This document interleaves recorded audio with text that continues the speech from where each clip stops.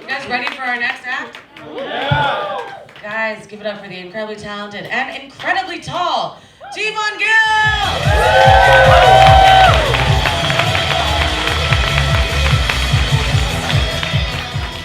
Give it up for Rush, guys! Yes, my name is Gill. I've been with my girlfriend for 6 years. We're trying to get married, actually. Thank you, one person in the back. I'm pretty sure that was my girlfriend too. So she's the only one that's got to cheer about this. No, I say we're trying to get married. We have a bit of an issue. I'll explain. I'm Sikh. She's Muslim. Yeah. Yeah, and our parents are racist. Hope I'm pronouncing that right, by the way. I don't want to offend any racists that might be in the crowd. And it's weird when your parents are racist, right? Because here's the thing: I grew up Indian, and I'm still Indian.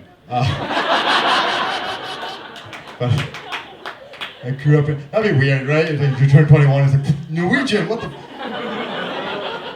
But no, stayed Indian the whole time.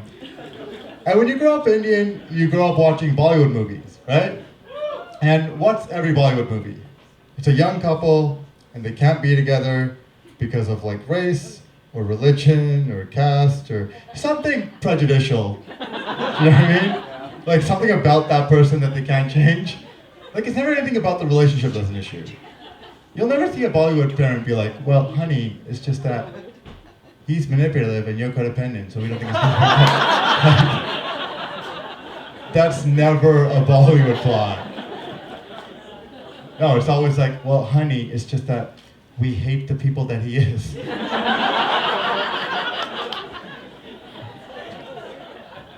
And then what happens? They sing 2 or 3 songs, and the parents go like, you know what? You make a good point. And then they can be together. And I would watch this growing up with my parents, and my parents would look at me and they'd be like, hey, good movie.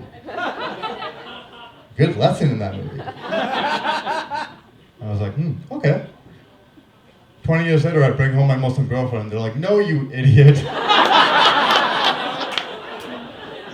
Those lessons weren't for you. We wanted other people to be more accepting and tolerant and welcoming. Not you.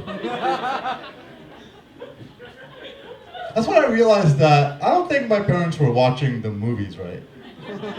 Like, I don't think they understood who the villains were.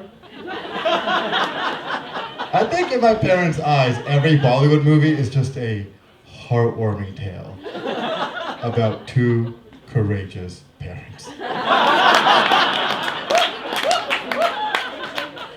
who, against all odds, take up the noble cause of stopping these 2 children from making a terrible mistake. And unfortunately, in the end, they fail, and the kids live shittily ever after. There's no happy endings in any Bollywood movies according to my parents. I should probably explain the beef between Sikh people and Muslim people, right? Because here's the thing, I brought my girlfriend home, and the next day my mom pulls me aside, she sits me down, and she goes, okay, listen.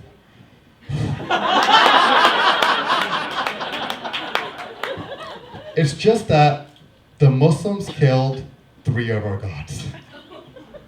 Yeah, that's right. The Muslims killed 3 of our prophets, and my parents hold that against my girlfriend. Which makes it really hard to talk about my problems with my white friends, because my white friends are like, I gotta take my boyfriend home, and he's a Habs fan, my dad's a Leafs fan. It's gonna be a whole thing. It's like, dude, my girlfriend is up for religious murder, okay? So that's the problem that Sikh people have with Muslim people, small messiah side, you know? And on her side, her parents aren't happy either, but it's not even that complicated. It's just a rule in Islam. Like, if you're Muslim, you can't marry a non-Muslim.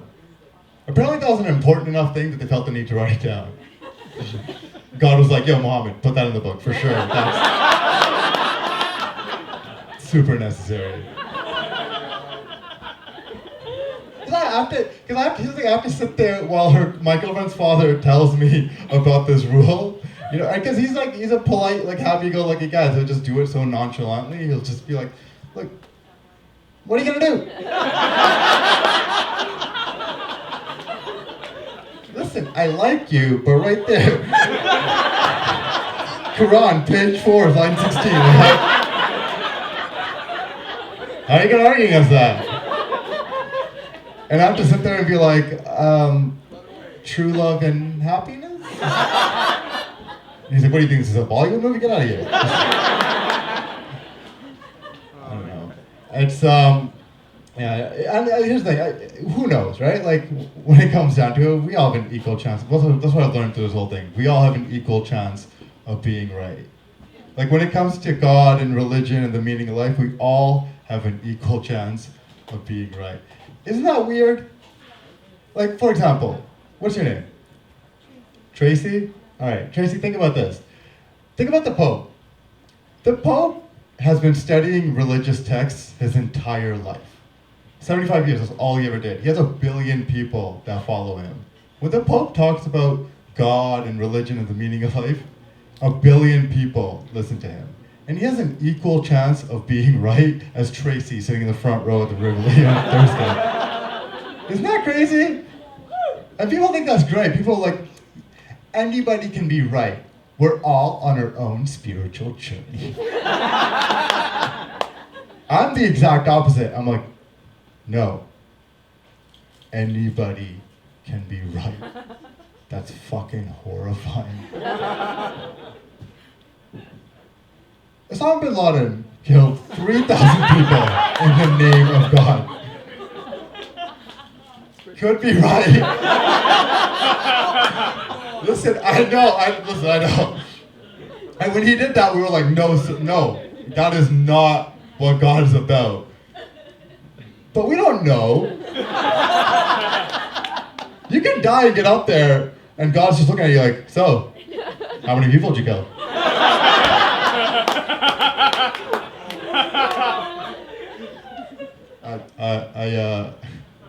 I didn't kill any. They told me not to?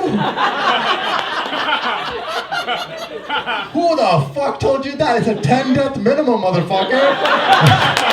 Hey, I've been Gill. You guys have been great. Thank you so much. Good night.